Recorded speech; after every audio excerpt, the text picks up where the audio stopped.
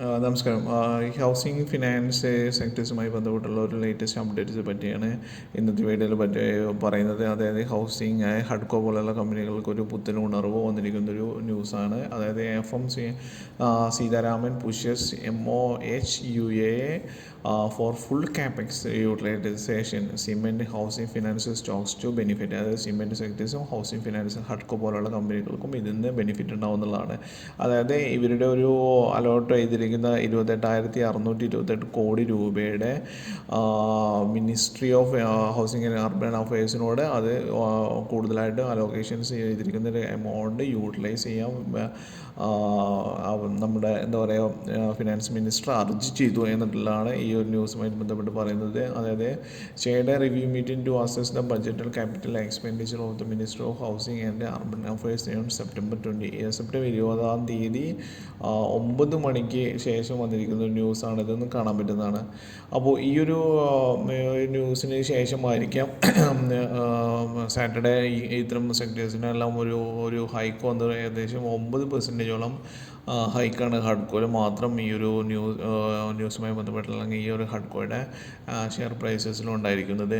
അപ്പോൾ finance minister key focuses during the meeting was the Pradhan Mantri Awas Yojana urban scheme which plays a crucial role in providing affordable housing. അതായത് affordable housing എടുക്കുന്ന ഈ പ്രധാനമന്ത്രി ആവാസ് യോജനയെല്ലാം ഒരു ഉയരങ്ങളോട്ട് കൊണ്ടുപോകാൻ അല്ലെങ്കിൽ അതൊരു സ്പീഡപ്പ് ആക്കാൻ വേണ്ടിയിട്ടുള്ള ഒരു അർജി ചെയ്തു എന്നുള്ള പറയുന്നത്. In post social media platform X formerly knows as Twitter the finance minister note FM Sitharan underscored the importance of accelerating progress under PMAU to meet the housing needs of India. So also emphasized the importance of urban transport, urban officials to meet capex target allocation for metro rail and regional rapid transport system RRTS.